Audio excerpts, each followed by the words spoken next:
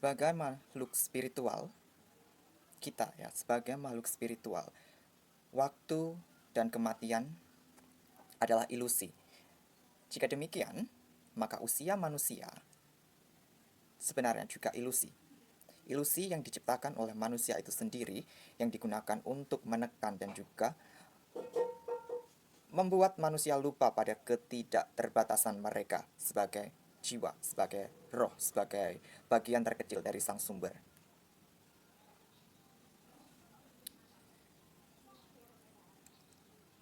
Lama sudah dijejalkan kepada kita bahwa pada era sekian manusia hanya akan mencapai umur sekian kemudian mati. Pada era sekian manusia akan berumur sekian dan seterusnya dan seterusnya. Dan ada dikatakan bahwa manusia di era zaman kita ini hanya bisa hidup setidak-tidaknya adalah 63 tahun. Itu dijejalkan kepada kita dari kita kecil sampai kita dewasa, kemudian itu menjadi kesadaran kolektif yang terus bergulir dari zaman ke zaman, mengalir ke kesadaran generasi-generasi setelah kita. Ini berawal dari generasi sebelum kita, jadi sebelumnya lagi. Kemudian informasi tersebut tentunya direkam oleh DNA spiritual kita ataupun DNA kita sebagai manusia, DNA physical reality kita ya. Kemudian itu dipercaya sebagai sebuah pengaturan utama pada diri kita. Sehingga ketika kita mencapai usia 63 tahun misalnya, kemudian sistem dalam tubuh fisik kita itu akan mati secara otomatis. Karena informasi yang telah didapat oleh si DNA ini ya, mengatakan bahwa manusia hanya bisa hidup sampai usia 63 tahun saja. Jika ada yang melampaui itu, kita tidak bicara tentang yang kurang dari itu ya. Kita bicara yang melampaui usia 63 tahun itu antara orang yang berkesadaran tinggi atau setidaknya berkesadaran saja, atau dia sama sekali masa bodoh dengan yang namanya usia. Jadi dia tidak peduli dengan usianya berapa. Jika kita bisa menjelajah waktu mundur ke zaman-zaman sebelumnya, semisal zaman Atlantis, zaman Lemuria atau zaman-zaman sebelumnya, berhentinya tugas manusia di alam fisik ini atau selesainya fungsi dari tubuh fisik ini tidak ditentukan oleh usia, melainkan kehendak sejati dari diri individu tersebut.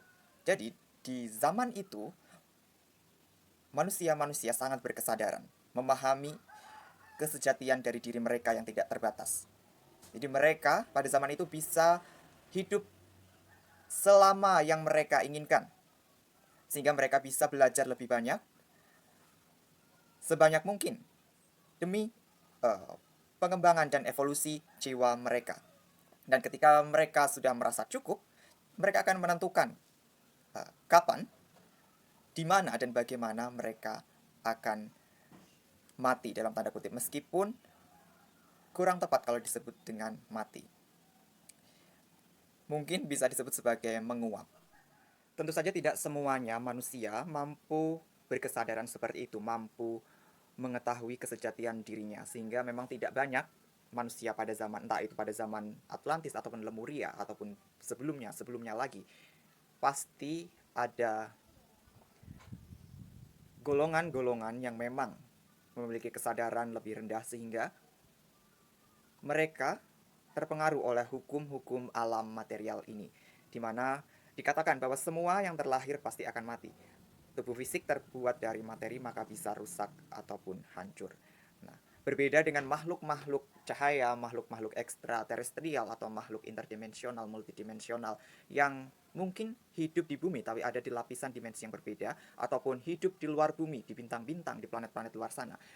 Tentu saja mereka ada yang memiliki kesadaran rendah seperti manusia saat ini dan hidup dengan physical reality. Nah, realitas fisik seperti kita yang tubuhnya terbuat dari karbon ya. Tapi tentu saja ada lebih banyak makhluk, entitas ekstraterestrial, kehidupan di luar bumi sana ya, yang realitasnya itu tidak tersusun dari karbon, melainkan foton atau zat cahaya. Kemudian ini akan menyambungkan ke pertanyaan-pertanyaan kita sebagai manusia di bumi ya. Kenapa manusia di bumi bisa melihat air atau melihat cairan air ya? Karena tubuh manusia mayoritas terbentuk dari air. Dan kenapa kita bisa melihat tanah? Karena tubuh kita juga terbuat dari tanah atau zat tanah, karbon ya, zat-zat dari karbon. Dan semua makhluk yang di bumi ini, ada di alam fisik ini, kita bisa menyaksikannya, kita bisa menyentuhnya karena terbuat dari material yang sama dengan diri kita. Tapi kenapa kita tidak bisa melihat atau menyentuh makhluk dari dimensi lain misalnya? Entah itu, katakanlah yang paling sederhana, makhluk halus yang sering disebutkan. Kenapa kita tidak bisa melihat atau menyentuhnya dengan bebas layaknya kita berinteraksi dengan manusia lain, binatang, tumbuhan? Karena materi realitas mereka tidak tersusun dari zat yang sama dengan realitas kita. Mereka, makhluk yang ada di alam eterik, tentunya realitas tubuh mereka terbuat dari zat-zat energi. Semisal, kita bisa melihat wujud dari api, warnanya merah, ya. Kita melihat wujudnya, sedangkan energinya, panasnya, kita tidak bisa melihat panas dari api itu. Kita juga bisa melihat tanah, tapi kita tidak bisa melihat zat energi yang ada di dalam tanah itu. Nah, makhluk-makhluk eterik yang ada di alam eterik ini tercipta dari energi-energi tersebut. Jadi kita memiliki keterbatasan berinteraksi dengan mereka, melihat, menyentuh mereka karena realitas kita sudah berbeda. Apalagi makhluk-makhluk astral. Astral dari kata astra yang artinya bintang. Berarti mereka, makhluk-makhluk astral ini memiliki susunan tubuh, katakanlah tubuh dalam tanda kutip, tubuh mereka tersusun dari zat-zat yang sama dengan cahaya bintang atau energi yang ada pada bintang-bintang.